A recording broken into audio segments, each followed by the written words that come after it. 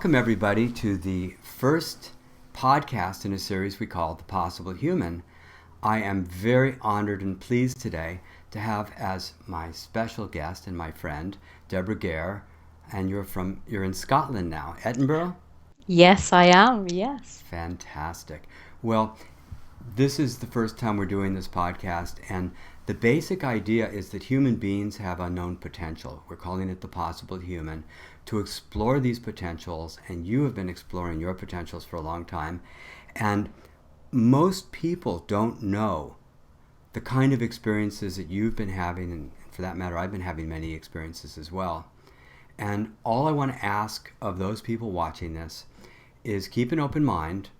And if you love this podcast, go to iTunes and give us 5 stars, because that will allow other people to find out about it and to want to get involved in their exploring their possibilities as well. So, Deborah, thank you for being on here, and so excited to have you. I'm so excited to be here, Richard. It's an absolute joy. Thank you so much for inviting me. Oh, it's my pleasure completely. So, Deborah, for those who don't know your story, can you kind of talk about what happened in your life and how you made this massive transition in your life? Yeah, sure. It would be an absolute pleasure. I guess I started out by going to university. I was very left-brained, as you might say. I studied science for 5 years at university in Scotland and achieved both an honours degree and a master's degree, specialising in nutritional science. So I became a nutritionist, and very much that was my whole life, was nutritional science. And all that changed one day in 1996 when I was travelling to a really important meeting down in London. And because of the distance from Scotland to London, I had to leave really early in the morning. It was like 4:30, so it was dark. And I was travelling down the motorway, probably doing around 70 miles an hour, when all of a sudden my headlights illuminated a stationary object that was parked across both carriageways of this main route to London. And I basically had no time to react. Before I knew it, my car had head-on collided with this stationary object, and thereafter many cars hit me from behind and maybe from the side too. I'm not exactly sure. My car then burst into flames, and I had that moment of, this is it for me. This is the end. I'm not going to get out of this. This is really bad. I could feel intense pain immediately all over my body. I could taste blood. And suddenly, this man came from out of nowhere, and somehow, even though my car was very smashed up, he somehow managed to get a door open, and he took me from inside the car. He carried me outside onto the hard shoulder, and my car literally blew up. So on the hard shoulder, I had that moment of, oh my goodness, I've survived something extreme. And, eventually when police and the ambulance men and everything arrived on the scene, they would look at the car, and you could tell that they were thinking no one should have survived from that wreck, And then they would look at me and think, how on earth did she get out of there? Yeah. But I had injuries, significant injuries. I was taken to accident and emergency. And for 6 years, a very, very long 6 year period, I was under the care of uh, everyone in the medical profession you could think of. I had a pain management consultant. I had an orthopedic consultant. I saw osteopaths, physiotherapists, chiropractors. I saw everyone who had a conventional medical degree, you know, to get help. I was suffering in all sorts of ways, not just physically, but emotionally too. I was diagnosed with post-traumatic stress disorder. All sorts of repercussions in my life. I was on the brink of losing my home, losing my job, losing everything, you know. And then one day in the pain management consultant's office, I asked for a prognosis, and he said, basically, the only thing that we can do, that we can try, and it would be exploratory, is spinal surgery, and it's very close to the spinal cord where we would have to operate. And we don't know what would happen, but certainly you're looking at being in a wheelchair by the time you're 40, and you will be riddled with arthritis. And in that moment, and given that I'd been having really painful, excruciating injections directly into the vertebra of my neck, you know, over and over again, which, to be honest with you, weren't making much difference.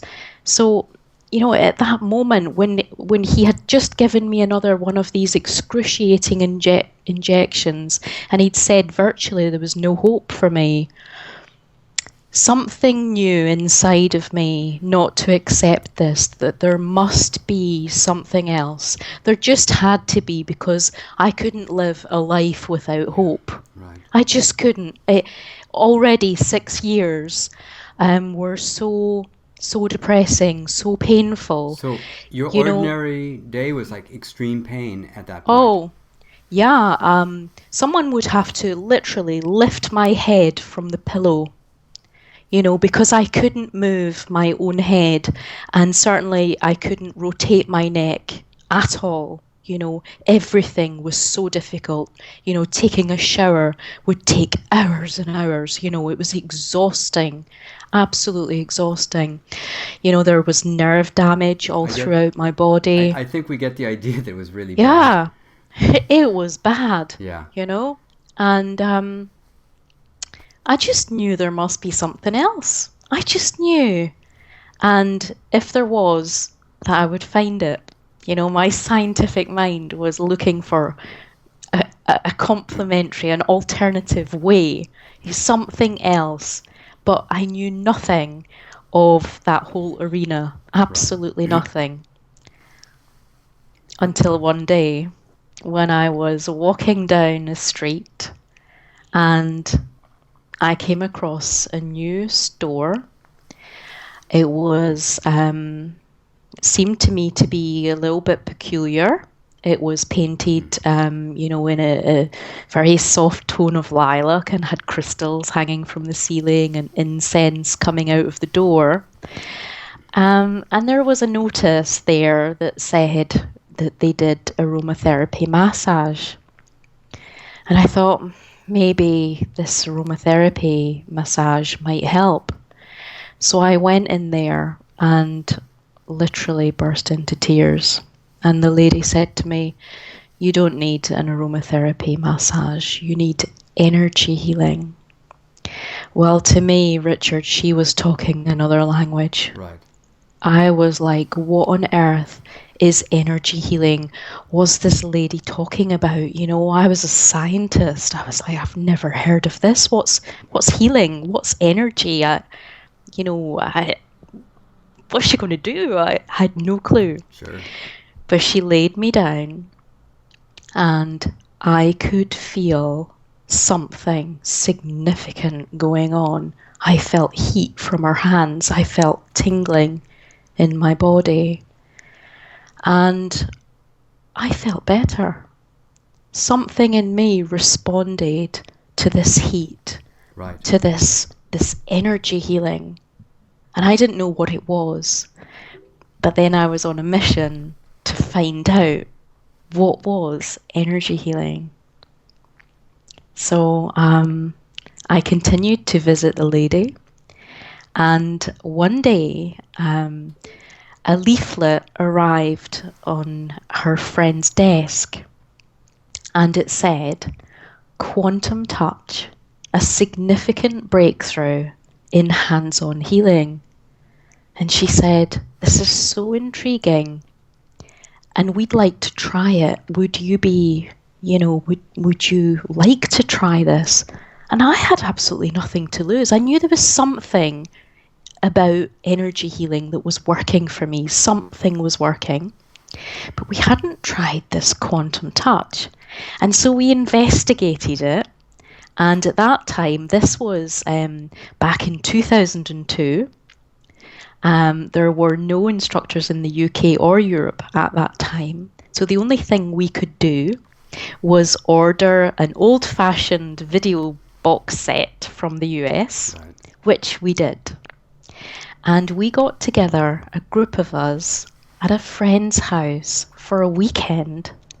And we watched this man called Richard Gordon talk about energy healing and instruct on the video what we should do. And we were complete beginners at this. And using the breathing techniques and the body awareness techniques that you describe on those videos, within 10 minutes, my jaw was on the floor because I could move, I could rotate my neck in every direction, and I had no pain. 10 minutes with a beginner working on me. Yeah. We've heard so many stories from people who, in the first day of the workshop, miracles happen. People think that you have to be some kind of advanced, muckety-muck or something, or have been given the magic symbols from the angels and get the special attunements and the special woo-woo to be able to do this sort of stuff. But we've heard this over and over again. The more severe the pain, often the more dramatic the results have been. And so how long did those results last? Forever. It's like it was complete release. I had an appointment with my pain management consultant that following week for my regular, injections. Right. And, I could go into his office and actually say, "I don't need this injection." And he was confused. I mean, I completely threw him, off guard. And he said, "What do you mean you don't need your injection? You've been taking too much medication." I said, "I haven't taken any medication. I haven't needed to. I was off all medication. I didn't need any more injections. And I was so confident in how I felt and the improvement that there had been in this new skill that we all had in a weekend, that I could say to him, I don't need you anymore, and I will never set foot in this office ever again." And he said, "No, no, no, no, no. You'll be on the phone screaming for your pain medication." I said, "I guarantee I will not." And I have never been back. That was in 2002. Wow. Okay. I don't have arthritis. I've not been in a wheelchair. I'm absolutely fine. And so a lot of people who are new to this kind of thing are thinking, okay, well, does that ever happen to anybody else? Do other people have these abilities? And have you ever seen anything else happen? I know for you that's kind of a funny question to ask. But... Yes, from that point onward, I knew I just had to become a practitioner of this incredible therapy. And then I went on to become an instructor. And so for 12 years, that's exactly what I've been doing. And I have seen extraordinary things firsthand. on a regular basis, completely extraordinary transformations in very little time. So last time we talked, you were telling me about a woman who had symptoms were turning into gangrene. Yes, absolutely. She was in a hospital. She'd been hit by a car and had basically so much skin sort of stripped off of her leg in the course of the accident that they had to do skin grafts and so on. And the skin grafts weren't taking at Mm. all, and everything was getting infected, with the really superbugs, and the leg was going black. Okay, wait. And yeah, Super. These are the super bugs superbugs, that they have no superbugs. antibiotics for. No, Okay, I just wanted to be clear about that because I hadn't heard that point before. yeah, this was MRSA. Wow. Yeah. And then I was called in. This is a huge distance involved. I was doing this remotely. I wasn't even in the presence of the lady with, this leg issue. So this was thousands and thousands of miles away. I was in Scotland. She was in Portland. And her leg was going black. They were talking about, amputating the leg. And within a couple of short sessions, absently, of quantum touch, the skin graft completely turned pink. The infection went away, and everything was completely cleared up, and the lady was just discharged. So They can't believe these things happen. it's so interesting because there are people in the world, and my older brother is one of them, who grew up with traditional science, and he's a post PhD physiological psychologist, and everything has a material explanation, and you can put math and weigh, measure everything that's real in the universe, and yet you're having all these experiences, and the people you're teaching are having a whole lot of experiences. How do we bridge the gap to tell people, oh, excuse me, but we don't, okay, this is the theme of the show, but how do we explore what's possible if we don't even acknowledge that there's something to even look at? I know. Yeah. I mean, I just offer people a session, and say, let the results speak for themselves. Yeah. Let's just see what can happen, you know? I love it. I love it. So, in terms of your own personal explorations, and aside, I Mm. mean, we could tell stories till the cows come home, and I don't really want them to come to my home at the moment. But I'm wondering, you wouldn't stop your exploration with my work at all, and you continued. You went to India a number of Yes. times. You continued your studies. Hmm. Tell me a little bit about where you've taken things and your evolutionary process.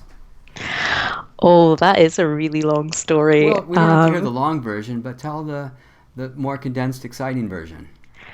I guess so much changed for me when I met this elderly man who was so incredible that I couldn't possibly put it into words.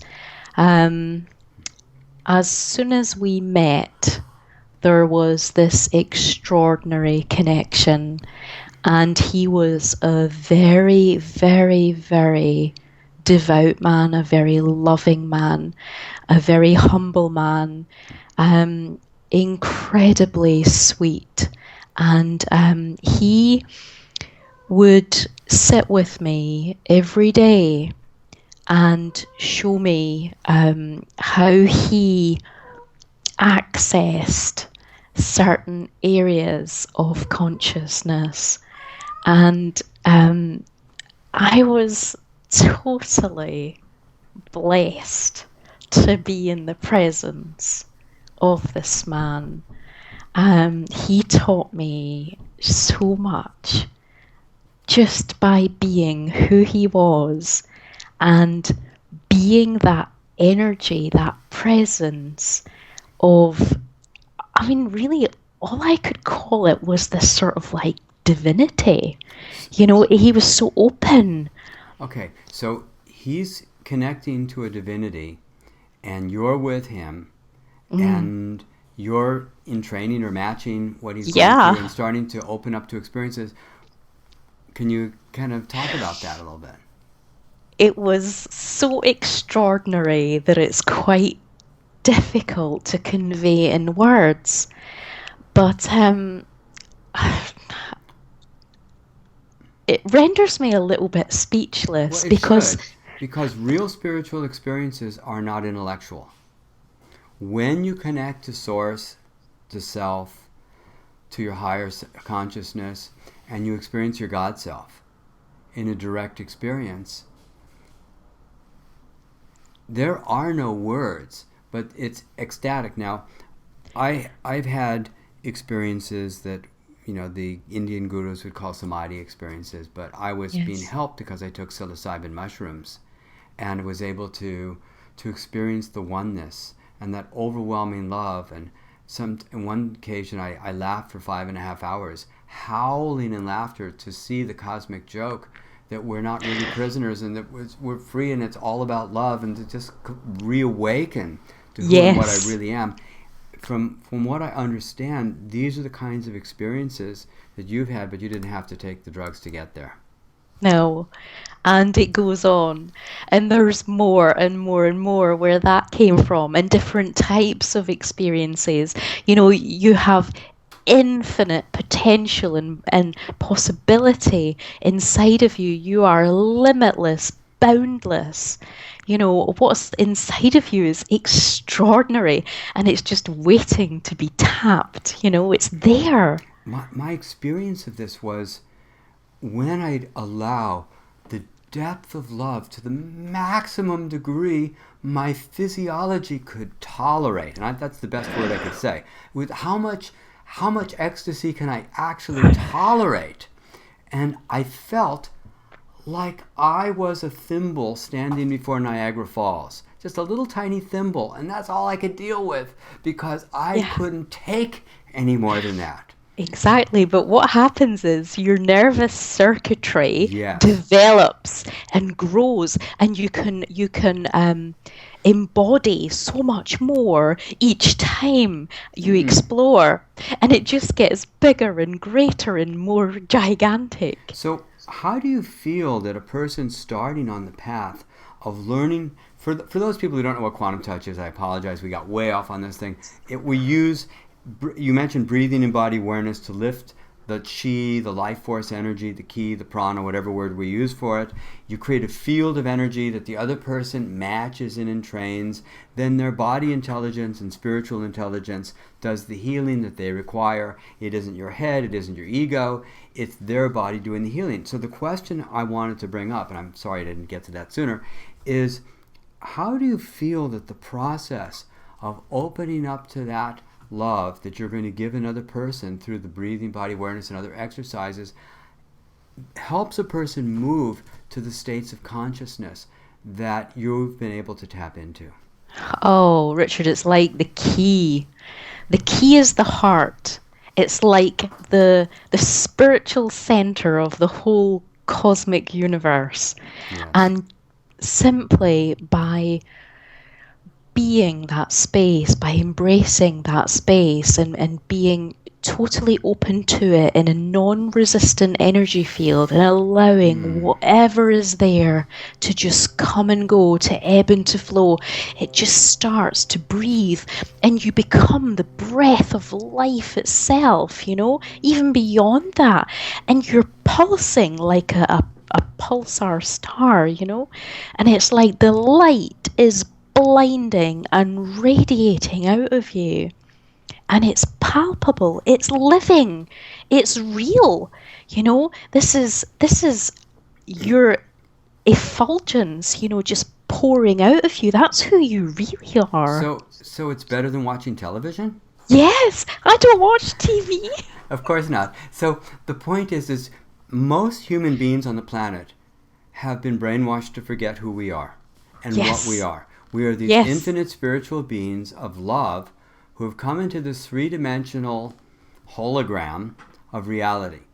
And from the outside, we know it's an illusion, but we're in the inside. Oh, it's so intensely real, and the drama and the pain and the physical suffering. And from the outside, but we created it. But from the inside, no, it's not a creation. It's real, and you really did hit me, and I really am bleeding, and it really hurts.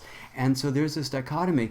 But people forgot that we are these infinite beings. And so my experience has been that codified religion and spirituality, where we have a book and everything is learned from the book, just is, I think of religion as like the bastard child of shamanism. The shaman has the direct experience either through meditation or a psychedelic or something, where they connect to source. They connect to that light, that oneness, that infinite love. And they tell people and go, oh my God, we're one. It's all love. We're connected. It's infinite. And my words aren't even beginning to do justice to this experience because it's overwhelming. And it's, my God, this is who we really are. And so somebody writes it all down and says, all right, it's a God of love, and you'll be punished if you don't do the right things, and you'll suffer forever. And let's build a church. Let's take your money. Let's wear special hats. Let's create rules. Let's make you feel bad about sex. And we will control people. So it became political. That's why it became the bastard child of the direct experience. But the true liberation is when people can connect to the core essence of our nature. And I feel like you've gone steps beyond, and so I was your teacher briefly, but now you're my teacher, because I want to know what you know. And I'm glad you're coming to LA, so I can work with you a little bit. Yeah, and we'll be neighbors next week. it's that soon. Yes. Wow. Okay, great. Well, we'll probably have the podcast up about that time too. Cool. Yeah. Wow. That moment of cherished adoration. So, what do you think miracles are?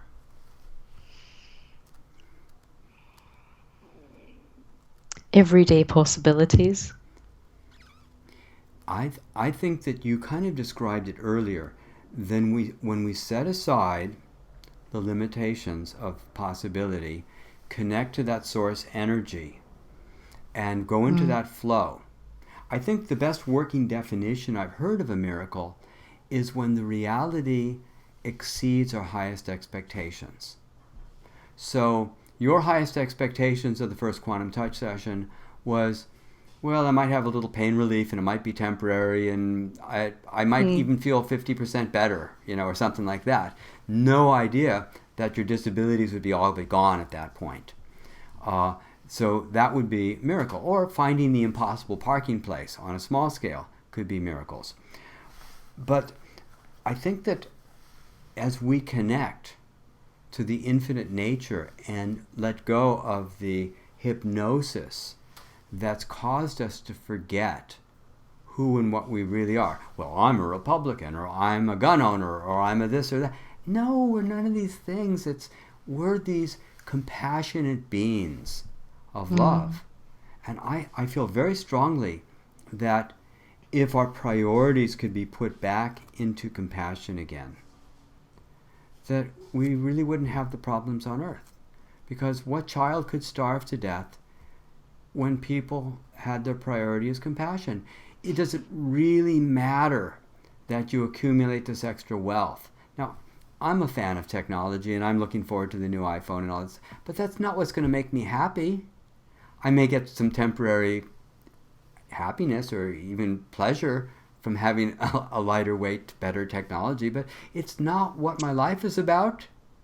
And if I had a choice between experiencing that oneness and having the new car or phone or whatever, there's no contest. Put me on an island and give me the direct connection, rather than have the stuff. The stuff is so hollow compared to what you're talking about. Yes. It's all seen to be completely meaningless junk, really. Yeah, it really comes down to it. Yeah. So where do you think this is going? Where do you think we're heading? I have no clue. I just know it's good and that there's more where that came from. Well, I'm a fan of the idea. I'll tell you a couple of them that I would like to play with in my lifetime.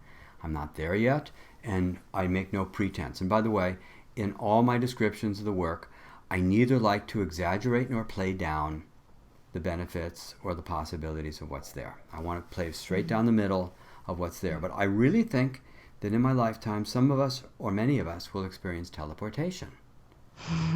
And that is one possibility where instead of having to get the passport and the airline ticket, we simply go from place to place. Now, I met a man who was a Hollywood director, done some important work, and we were talking in a cafe one day, and he told me, he said, I had an Indian gentleman in my home, and this man was standing in my living room, and he said, I want you to see something.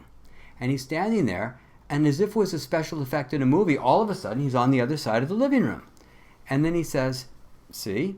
And now he went back to where he was standing a moment ago, and he says, this isn't really very hard.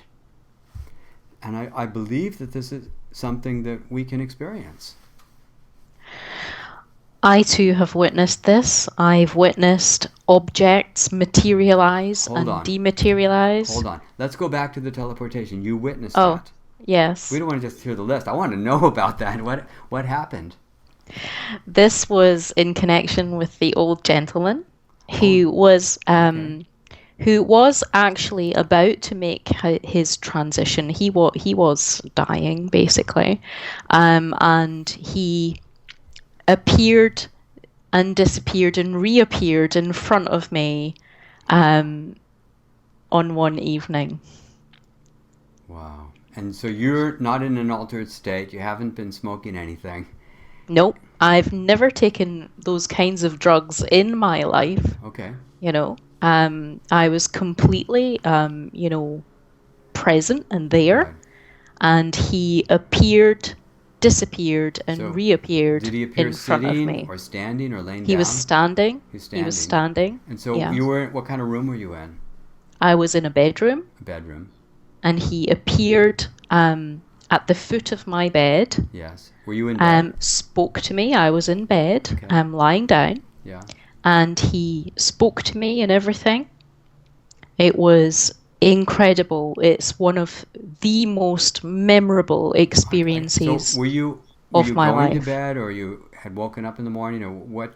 How was It that? was it was the middle of the night, Yes. and I woke up, and I don't know why I woke up, but suddenly I found myself sat up, fully awake in bed, and there he was at the foot Wow. of my Wow. bed. And there was enough Yeah. light in the room that you could Yeah. clearly He see. was the light. Oh, so he actually lit up the room. He lit the room. Wow.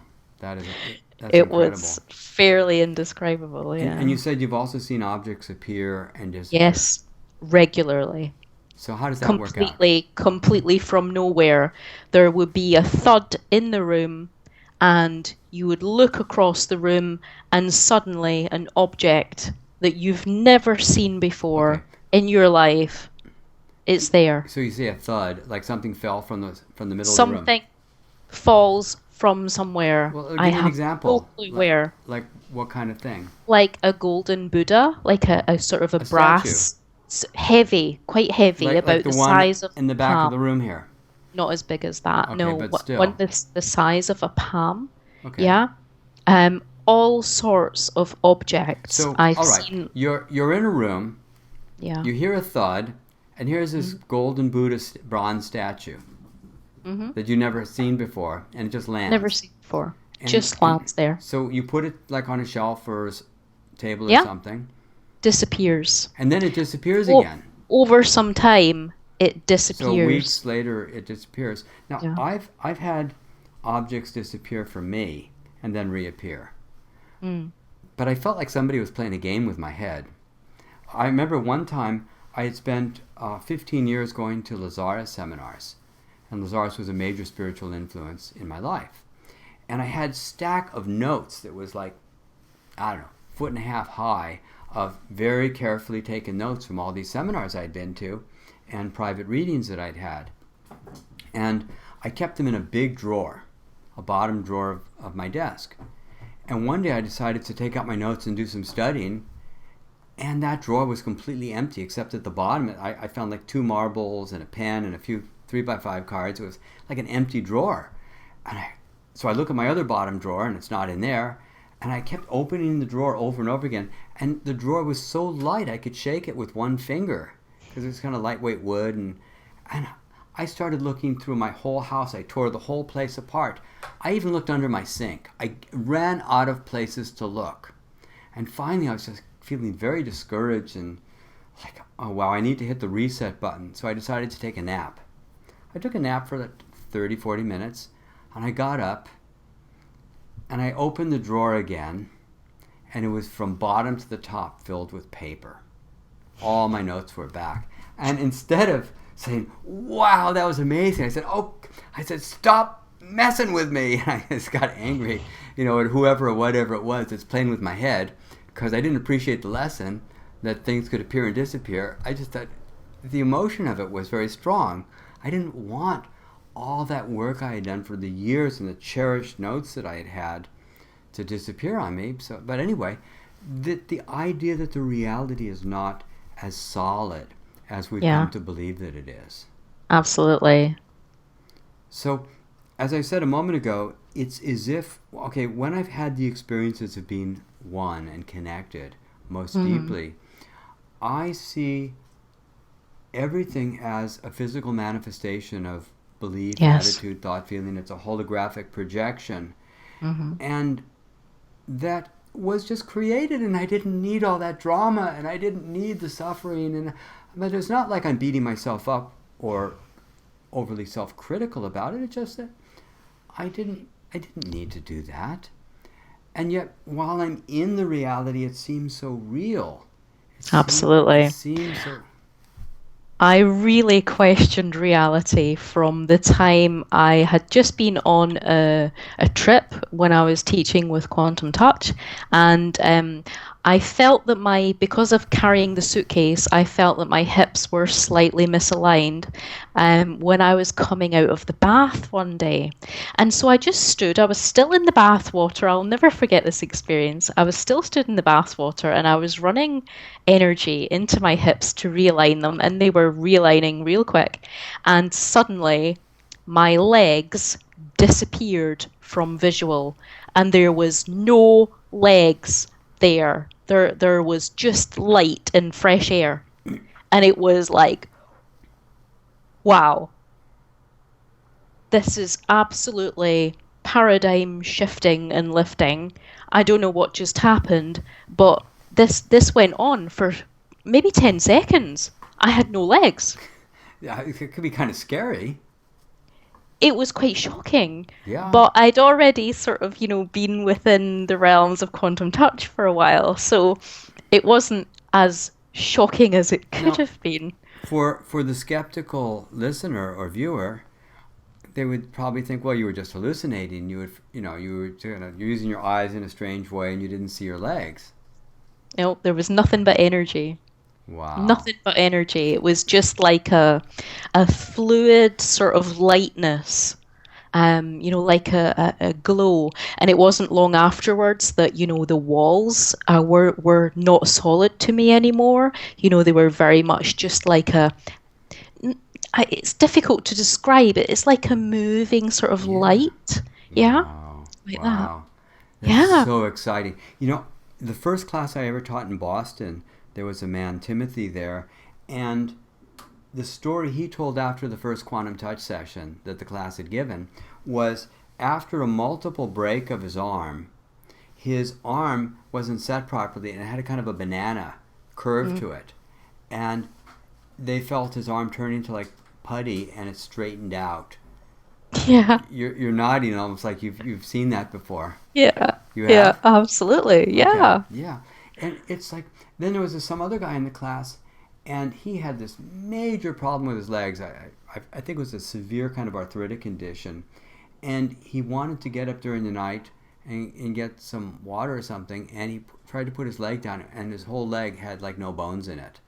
And he thought, oh my God, this is just too freaky. And he got back in bed, and when he woke up in the morning, he could comfortably walk on his legs. And now there are phenomena that happen on a fairly regular basis that are undocumented, not talked about, things that, I mean, I'm constantly and often amazed by the experiences that I'm having and other people are having, and on a very deep level, frustrated that these subjects are considered taboo.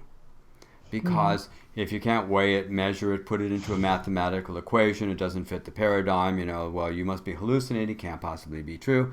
But you live in a field of the miraculous. Hmm. And that's why I wanted to do this podcast, and not just talk about my work, of course, but to really get into, oh my God, we have almost no idea of what it means to be a human being. We, as Tillé de Chardin said, I know my French is horrible, but he said, we are not human beings having a spiritual experience, we're spiritual beings having a human experience. Yes. And as we awaken to what we truly are, we see limitless vistas of possibility. Yes. And they're available to everyone. This is inside of each and every one of us. We're born this way. If you could just know what was inside of you, if someone could just show each person. And I really think that studying the energy healing is a really nice first step to It's a way in. awaken to Yes. the energetics of what we Yes. really are, of who we really are. Yes, Provides a door. it's a taste. Yes. It's a taste of the miraculous. And then we Yes. can go on and see how much further we can go. Absolutely. I think it's really fascinating that recently Graham Hancock had his TED Talk removed because the title, you can still see it online if you look it up. It's called "The War Against Consciousness." That Ted didn't want him speaking about how he had a life-transforming experience taking ayahuasca, and how he saw that the reality was so much richer than he had ever imagined it to be, and he gave up being addicted to marijuana, which was really hurting his life at some point. It was helping him early on, but then it was really hurting him. Similarly, Rupert Sheldrake talked about his new book, Science Set Free, and the 10 dogmas of science, including the dogma to believe that the mind is limited to the brain, that everything has to have a physical explanation, that we are that psychic abilities could possibly exist, and he's coming from a real love of science. His book is really a love letter to science, saying, can we be empirical and not make these assumptions and actually explore what's true? There's only a few universities in the world that will be willing to study psychic phenomena. Now, everything you're talking about would be considered in the realm of psychic phenomena. Yes. But scientists who actually examine these topics lose their credibility and their grant money by even being willing to look at this. And my friend Chris Duffield, a scientist who worked on my book, it took him a long time to get past his skepticism about it before he's even willing to try it. And he pointed out that he actually met two scientists who were able to see what Dean Radin saw in his research. Now, Dean Radin's the head researcher at Noetic Science, and Dean saw that there was something he called a presponse. People looking at slides randomly selected 1,000th of a second before they were shown, either of very delightful pictures of mommy holding hands with the baby, or people who had been in a car accident or war or something. People who would respond either a fraction of a second or up to a few seconds before the light hit their eyes. He called it a presponse, but Chris had met two scientists who had done research, and the research showed that there was a presponse, but they were afraid to publish their results for fear of losing their grant money and their reputation because of the dogma. Yeah. And we live in a time right now. Here we are in September of 2013.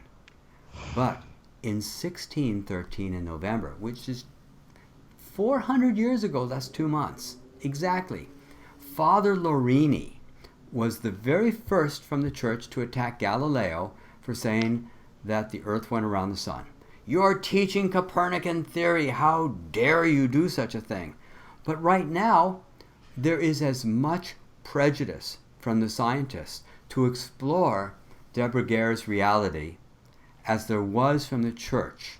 And now we have these professional debunkers out there to say there cannot possibly be anything like this. It can't possibly exist, and we will debunk you. So I believe they're suffering from ODD. Odd. It's obsessive debunking disorder, where they feel the obsessive need to debunk everything that's outside of their very, very small, shallow, and hostile, prejudiced, dogmatic, and bigoted viewpoint. So I would like to debunk the debunkers. It's a debunk. We're going to debunk the debunkers. And for me, one of the ways that I really enjoy doing it is by demonstrating something that is considered physiologically impossible. It's the easiest thing in the world, as you know, to untwist the pelvic torsion. That's the technical name for when the left hip is turned down and the right hip is turned up, and you have this twisting of the pelvis.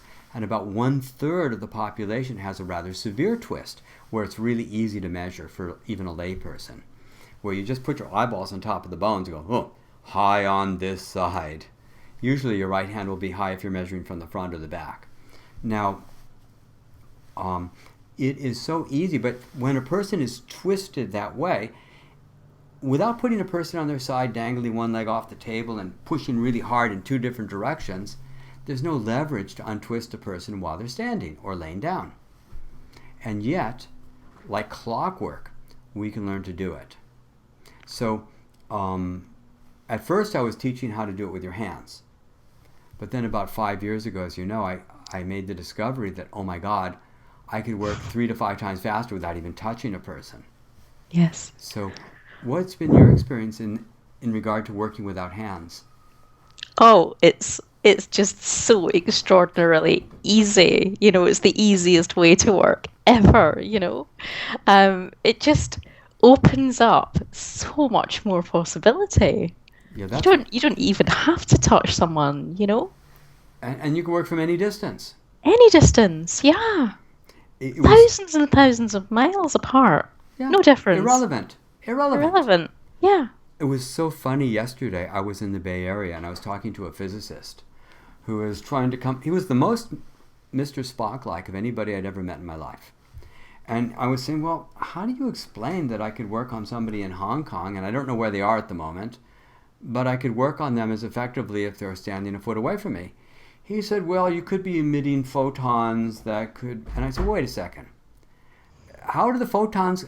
we're living in a round Earth. How are the photons going to get to the... Well, because all photons are connected to all other photons in the universe. Well, the universe is, 60 billion light years wide, roughly. How do they get there? Well, they're already connected and faster than speed of... And I said, you're just making this shit up, right? You're just making this up. Because I said, well, okay. Finally, after this long explanation, I said, well, to any biologist, chemist, or physician, this would look like a psychic phenomenon. He said, okay, I'll grant you that. And he was saying, the only way you could measure these photons would be to put you in a chamber that would be so constrictive that it would kill you. That's the only way you could be absolutely sure that you weren't emitting photons.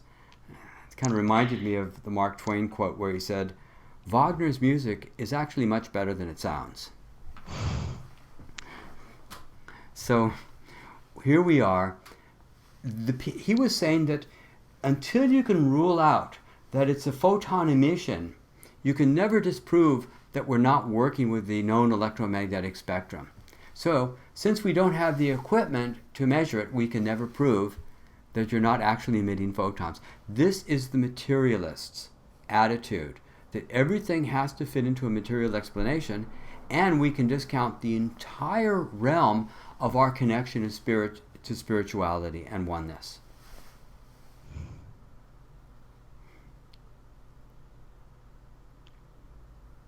And that's just the way they've had that mindset lined up. To say that you can't get there unless you go through my door. You're just cracking up. I'm just having a surge of hilarity. Yes, it really is. But what's so funny to me and amazing is that we've assumed from the scientific perspective that everything that's real, in big quotes, must fit into that box. And that's really sad because they can't step out of their own box. Their reputation, their money, their addiction to that box. Like the pain management consultant, when I said to him, don't you want to hear how I got well? And he said, no. I said, but your other patients could benefit from this therapy. It's absolutely incredible. And he said, no, you'll be on the phone screaming for your pain management. He said, I guarantee it. And then what I would have liked to have had you say something to the effect of, well, I'm just suddenly wondering if my output is coming through because I'm not seeing the lines on the screen. I'm just wondering about technicals. But have you said something to him like, well, shall I call you back in 2 weeks when I don't ask for pain management? And then would you like to know what it was that I did?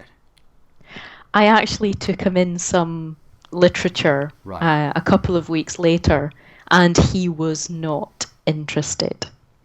I've met these people. One time I was giving a large lecture, and after the lecture was over, a man came up to me and he said, well, I have a PhD in physiology, and I know you can't possibly be moving cranial bones since they're fused together. And I said, oh, I'm so glad to meet you. Come here, said the spider to the fly. And I found somebody whose occipital ridge was massively uneven. And I put my hands there and I said, okay, I see it high on the right. And I said, what do you see? He says, oh yes, very high on the right. I said, how high? So he put his hands back again and he measured. He said, at least a half an inch and maybe 5/8. And I said, that's exactly what I see.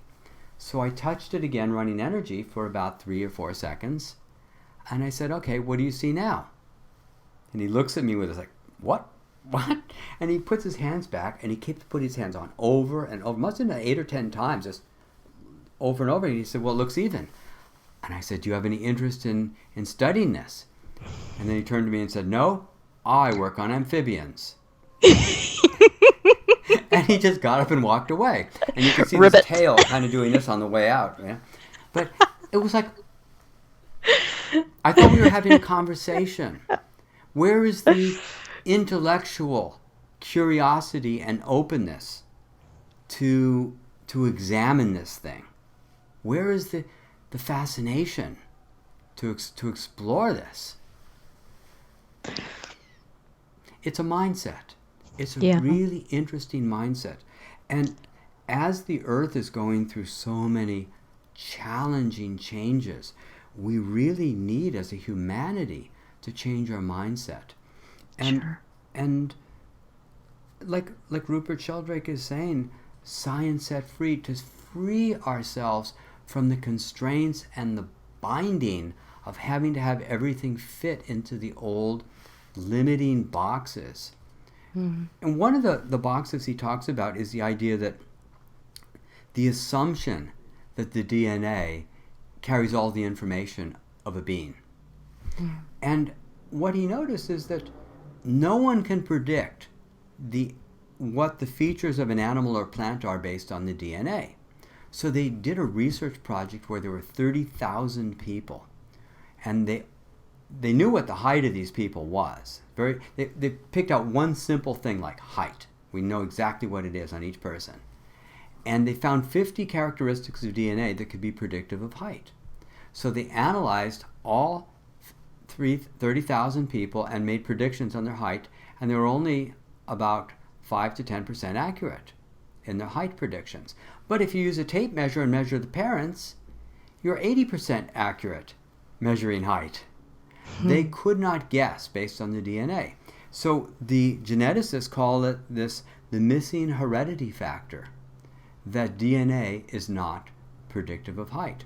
And as I mentioned, they've never found physical traces of memory in the brain. It isn't there. But the assumption of the people like Ray Kurzweil, well, one day we'll be able to download your consciousness into a computer. Wait a second, you're assuming the consciousness is analog and it's digital and it's stored in the brain. It's not there. So, you can dissect a piano, but you can't find the concerto inside. You can disable a component on your television set and maybe stop the sound from working, but it doesn't mean that last night's news is inside your television set. So the mechanistic view that memory is actually stored in the brain, that our consciousness is the brain, is so deeply misguided. And there's billions of dollars being spent on this fool's quest, trying to find a physical explanation of mind. And yet, Deborah can just go inside, connects to the ecstatic and the wondrous. And so you've been able to develop intuitive skills and abilities to see and perceive. And now, why don't you tell people about that workshop that you guide people through about seeing and perceiving? Yeah, when I first got into quantum touch, I couldn't see or perceive energy very well. I was a left brain scientist straight down the line. And the morning, the evening that I took the workshop, I was lying in bed and remember my hand being on one pillow beside me. And I was absolutely just astounded to see literally sparks flying from my hands. All sorts of colors. Energy was moving around the room like pulsing clouds, purple clouds. It was like it was speaking to me and communicating and really breathing, It was living. It was a living presence. And there were torches of light coming out of the palms of my hands. And it was scary at first. It was so astonishing, and I'd never experienced anything like it. And I phoned someone, who'd studied the class with me, and she'd never heard anything like it. And we didn't know what this was. We were total beginners. We had no clue that this was possible. Right. This wasn't something that was a preconceived idea or notion in my head. I had no clue that this was a human possibility. Right. And then I met someone else like me, who had these perceptions. And over some years, I apprenticed with him. He was incredible. And I now teach a class through Quantum Touch in accessing these completely natural human abilities. And through that class, other people are opening up, their third eyes are opening, they are seeing and experiencing profound things, having oneness experiences themselves, and, all manner of things, accessing intense love that they didn't know was possible to feel. It sounds better than therapy. Oh, definitely. Yeah. Well, tell me about your dreams. I remember years ago, I really wanted to be able to see the energy that I was working with, to understand it more, the quantum touch. And I went to this workshop by this very famous woman named Rosalind Briere. And she was teaching this really interesting class, but I kept taking notes and realizing these notes were completely useless. And some woman said in the room, she said, well, I have problems with my knees. And she says, yes, she's kind of squinting her eyes when she saw, and she said, yes, you have water on the knee, mostly on the left knee, but also on the right. And she said, what I do is I walk over and I see the little orange balls and I squeeze them until they pop and turn pink. And I raised my hand and I said, well, what do you do if you don't see the orange balls? And she said, well, there's nothing you can do if you don't see them. And I said, well, how do I learn to see them? And she said, well, I don't know how to teach you that. And then I thought, well, why am I here? But then she said something that was really fascinating.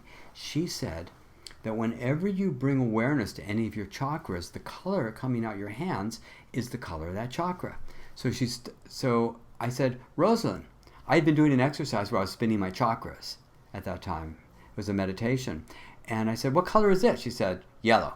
What color is this? Blue. What color is this? Green. What color is this? Violet. What color is this? Red. And as fast as I could ask her, she was just shooting back the answers. And I go, wow. I said, you can see. She said, I can see quite. Oh, when I first met her, this was really funny. Just to determine whether I wanted to take her class or not, I wanted to know if she was just, so many people had said to me, oh, you have lovely energy. And so I ran a test on everybody because I'm a skeptic too. People don't know this about me, but I start from a very skeptical point of view. Me too. I'm a scientist, really. Yes, that's right. So what I did in my test, all these people had failed my test, by the way. I put up my hand and I'd be running energy like crazy through my hand. And I'd say, what do you see? But I'd act very casual. They'd say, oh, you have a lovely blue or gold or whatever, pink or whatever color they'd make up. And I'd say, okay, that's nice. And then I held my hand out to Rosalind and I said, what do you see here? And she took a step back and said, why are you running all that energy out your hand? And I said, well, I just wanted to know if you could see. And she said, I can see quite clearly, thank you. And so, yes. But to learn that you can do this, and by the way, a child who is born with severe fetal alcohol syndrome, with a prognosis of a 20 to 40 IQ, with addiction to amphetamines, was given Quantum Touch every day by his adopted parents, who were also Quantum Touch instructors. And he grew up, when he was about 5 years old, he banged his head on the couch one day, and his father ran energy into his head, and he says, that feels good. He says, it's supposed to. So the little boy's laying on the floor, and he's taking his hands, and he's looking at them, moving his hands closer and apart with his eyes wide open. And his father says, what do you see? He says, I see light. He says, what does it look like? He says, it looks like flashlights. Yeah. And then his mom tested him and said, okay, what color is this? Yellow. What color is this? Blue. And she spun the chakras, and he could pass the test of doing what Rosalind Briere had done. He was like 5 years old. So it is so available for us if we can just put aside those judgments. Sure. Yeah. Absolutely. Anyone can do it. Well, I think that anyone who's willing to put aside the judgments. Sure. And that was really fun because my good friend Chris Duffield, the scientist, who helped me write my last book, when he started watching me do these things without touching people, he thought, okay, Richard's probably still fooling himself. But then he kept seeing me do it over and over again. He even got me to go to this conference called the Bill Conference, happening right outside the TED Conference, like Ted and Bill's Excellent Adventure. And I'm at the Bill Conference, just sign up and you get on stage. And I'm up to 250 people in the audience, and I say, is there a chiropractor in the house? Kind of like the old line, is there a doctor in the house? One woman says, I'm a chiropractor. Okay, come on up. We brought a few people with back issues up. She measured them all. They're all twisted. I do my little magic trick. And sure enough, not really magic, but they're untwisted. And she goes, yeah, it worked. And she gets off stage. No one was interested in asking me questions afterwards. They wanted to ignore that this had just happened because they were all materialists. And I had a sign that said, quantum physics is incomplete. Free demo. That you can do these things. And Chris, even watching me do this without, as he said, you were flying without a net. There was no safety net. You could have humiliated yourself. Not a problem, because it's not going to happen, because this is like clockwork that it works out.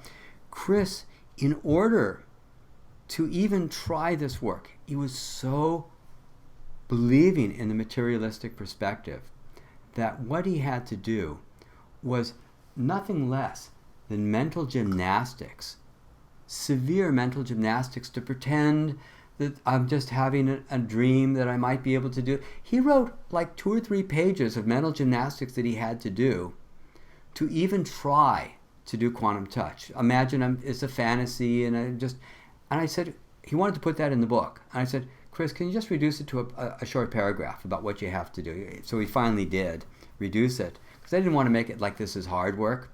But for somebody coming from that materialistic perspective, to put aside, I'm not asking you to believe it, but to put aside that I know this is impossible, this is stupid, I shouldn't even try it perspective. That was a big challenge for him. Yeah. Then when he came to the Quantum Touch workshop, to actually be there and participate, he's sitting across from a man who has severe sinus problem from an accident that he had as a teenager. The guy's in his 50s or maybe early 60s. And Chris is sitting across from him meditating. The guy stops him after 2 minutes or so, 2.5 minutes, and says, I just felt a loud snappy noise inside my head, and now I can breathe clearly. And Chris's jaw hits the floor like this. And I kind of watched him a lot because I was getting a lot of entertainment value watching his shock and surprise. Over and over again, he's listening to people telling their stories in the room or what happened as a result of him working. And it's like, oh my God, to have to make the transition from this isn't possible to it is possible.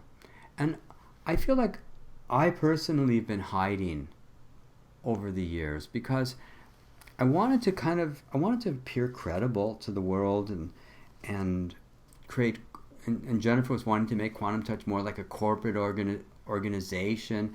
And we both kind of reached this point just recently where we said, I don't want to hide anymore. I don't want to put on pretense anymore.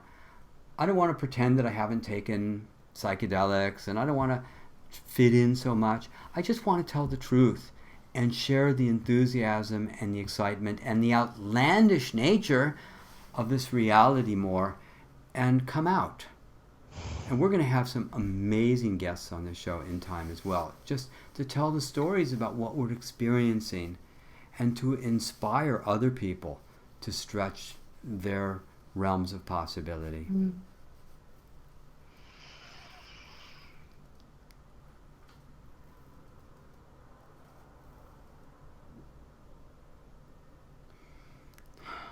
So I thought about sharing one other thing, and I'd love to know what you're thinking right now too.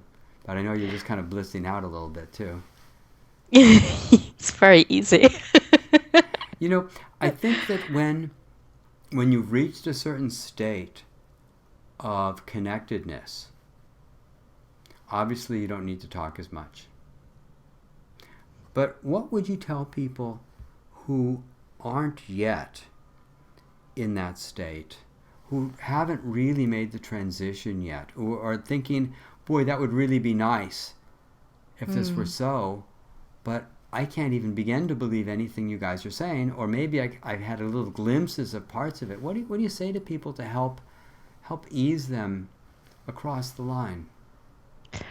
This is totally real. It's totally accessible. You know, it's inside of you. It just takes someone to show you the door. You know, here it is. You know, here's the key, and you can explore.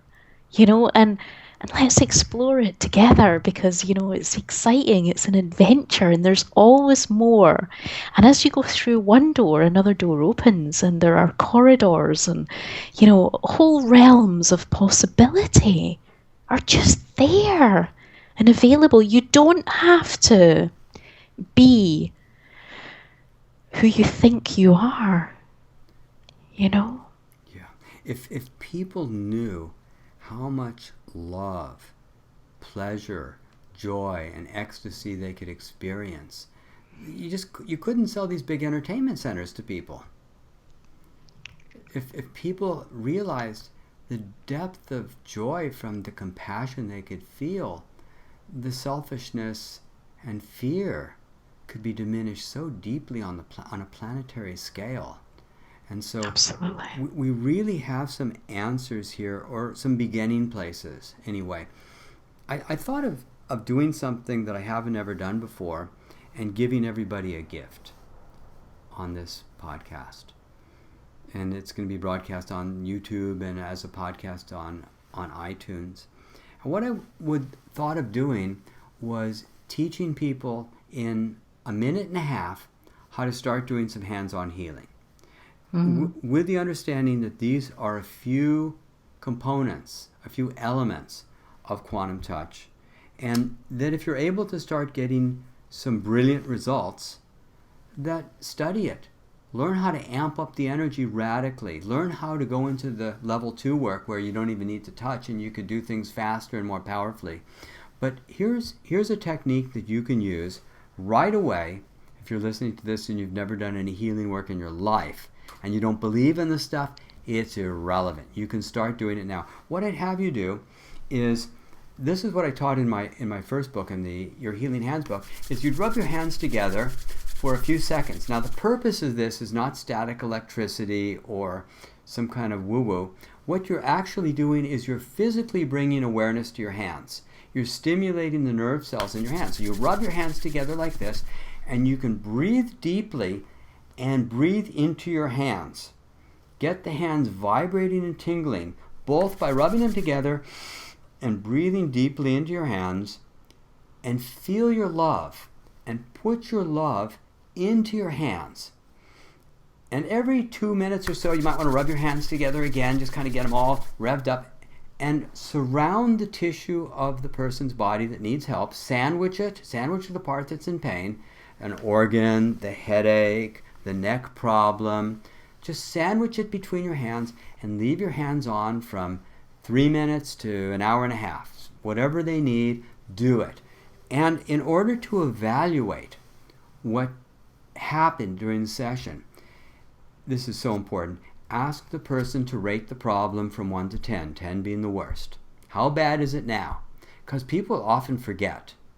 I remember one woman had a severe migraine headache and she was complaining out loud how bad her headache was. And I ran energy into her. I said, what do you think now? She said, well, I don't think I really had a headache. So have them list from 1 to 10 how it is. Do this little technique I just gave you, and leave your hands on 10 minutes, 20 minutes, a half an hour, hour and a quarter, as needed. Like, the pill says take as needed. Well, do this as needed, and what you'll see is you will start to see some really deep shifting in some of their symptoms. When you find out that this actually works, then I highly encourage you to actually learn to do quantum touch. We've got instructors around the world. We've got a video workshop that you watched. Yes. It's an online video workshop that you can download and watch at your heart's content with friends or by yourself. Or you can read the books and learn from the books.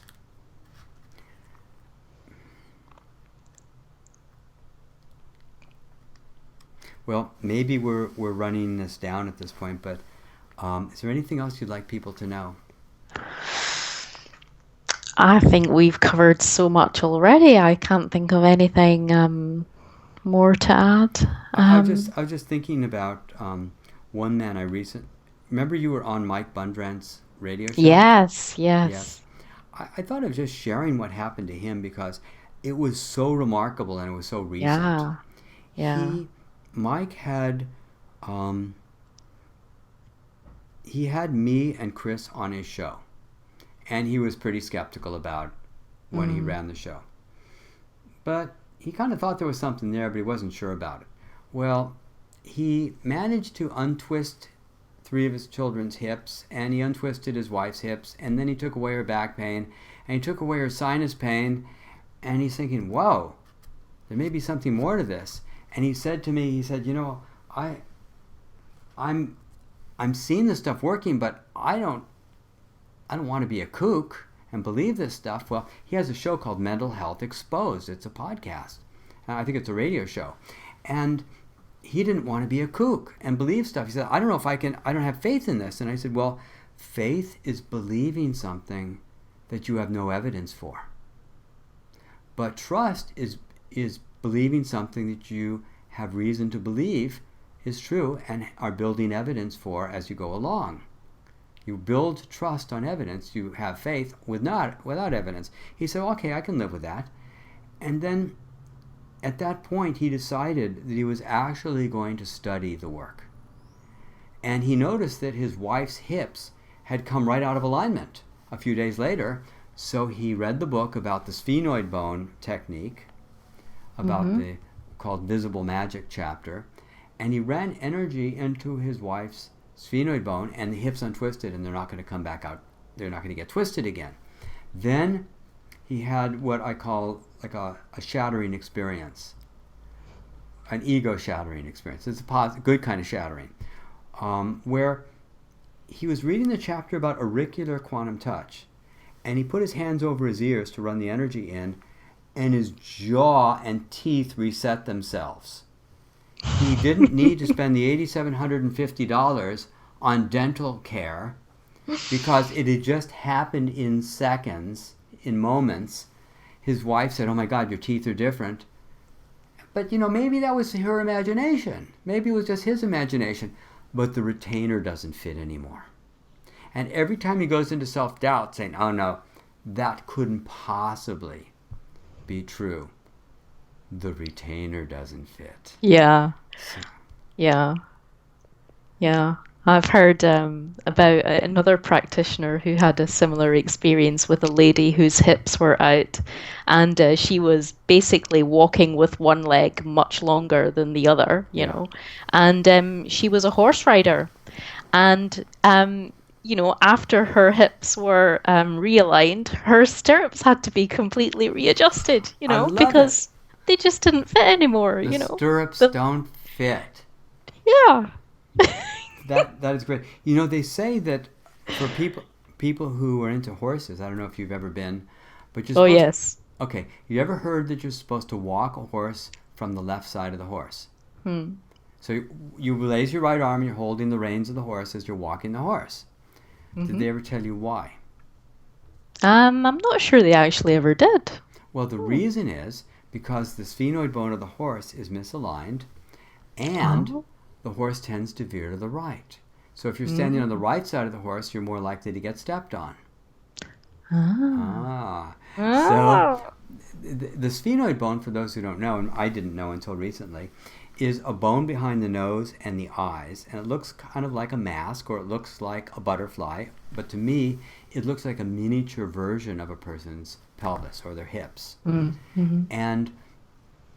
this man, Don McCann, who created structural energetic therapy, came up with this idea that if you could align the sphenoid bone, and he was doing manual things to get it to go back into alignment, then the hips would permanently untwist. And so when he took my workshop, he was talking about that, and I did it for the first time, where I meditated and got the sphenoid to align and the hips aligned. But this taught me something, and it's such an educational message, because this is an indirect way of saying that the universe is intelligent and benevolent. And it's a really simple test. You see, I've always envisioned that the sphenoid bone turned this way. But when I finally learned the correct physiology, it actually was supposed to have turned that way. Well, somehow, my intent was picked up by the universe, interpreted, redirected, and placed right. And so I thought it'd be a really cool experiment where you have half the people who are taught to move the sphenoid bone this way and half are taught to move it that way, and then have them all do it and have it work every time, because we have an intelligent and benevolent, loving universe that understands our deepest intent and corrects for our misunderstandings. So in the new book, the Quantum Touch 2.0, The New Human, we have these three very long, well, not really long, but fairly long, detailed chapters on physiology. And we have a little notice at the beginning of each chapter that you can also work with intent and love, and you don't have to know all the stuff, but if you're inclined to, this is great information, but you don't have to know all the stuff. Sure. And I'm actually playing with some ideas now about abstracting the problems, not just making icons, but just abstracting it and playing with a conceptualization, a fantasy almost, to get things to change. Because all real systems are about setting people freer, not more constrained, about having more fun, more ease, more play, more joy. Yes. But that hasn't been your experience in college, was it? Oh no, I didn't have joy in college, no. No, Definitely not. you must answer the question this way. There's only one Yes. correct answer to this question. Yes. And everything has to be linear and logical. It's almost like there's this obsessive compulsive, anal retentive educational system that says you must learn this way and nothing else matters but the correct answer on the exam.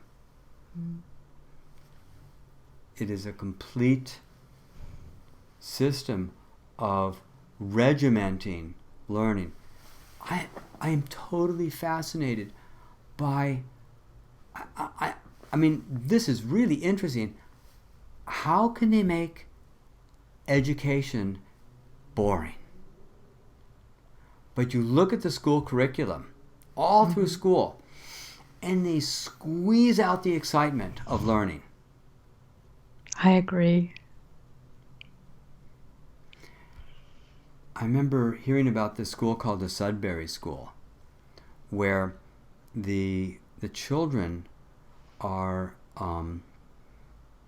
the curriculum is what they want to learn about every day. And if a child wants to go fishing every day, he's encouraged to do that. Yeah. When he gets to a certain age and he says, I want to put together this airplane model and I can't read the instructions. I want to learn to read. Well, you're 12. Great, come on in. Let's learn to read. And very quickly they learned to read on their age level, but they never got discouraged about learning. And they're always passionate for their whole life about learning. So, it just seems to be a tragedy that people have had the joy and the passion about learning squeezed out of them. And what I see you doing in your work through the seeing and perceiving and the healing work that you're doing is you're giving people access Yes. to a direct experience of the joy of connecting back to who they really are and the joy of learning that there's something new every day Yes. inside to access. That's like that's maybe the most beautiful gift that we could possibly ever gain access to or to share with one another. Sure. Our true nature. Our true nature. It's exquisite and it's waiting for you. All right, well, you hear that, everyone. Okay, this is the first in a series of podcasts of The Possible Human.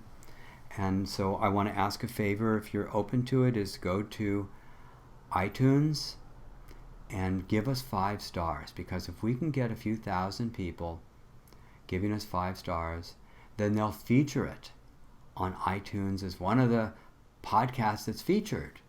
And then a lot more people will discover it. So if you really want to share the joy of discovery that we're playing with here and the possibilities, please give us 5 stars. It's a gift that we're giving you. So let's run some heart energy to all the listeners who will be picking this up and letting them know that this might be something they'd like to know about. And for all of you out there in listener hyperspace land, which is really a cool word when you think about it, thank you so much. Is there anything you'd like to share as we draw this to a close? Oh, just so much love for everyone out there. Spread your love. It has absolute boundless power and impact. It really does. I think that's the thing that I would want to say too, is that people forget or forgot how powerful and beautiful and valuable their love is. Mm. And maybe I'll just kind of tie this into another thought too. If you think about whoever hurt you the most in your life, they always gave you the message that your love wasn't valuable, that your love didn't have any impact. It didn't matter how much you loved the other person. They made you feel like your love wasn't good enough. It didn't matter. And that is the meanest message they can give. That's the martyr message, the message of terrorists, that love wasn't enough because they terrorize you by making you feel that way. And what we found is that the love is incredibly valuable. Maybe we'll do this again where we'll talk about the emotional process work and self-created health, where people really connect to the depth of their love. That would be actually a good topic for another one. But with that in mind, and that your love is deeper than you know and more powerful than you know. Thank you so much, Deborah. You are absolutely a delight. Thank you, Richard. You are too. Thank you. And I look forward to sharing this with everybody. Okay, have a great one. Sure. Bye. Bye.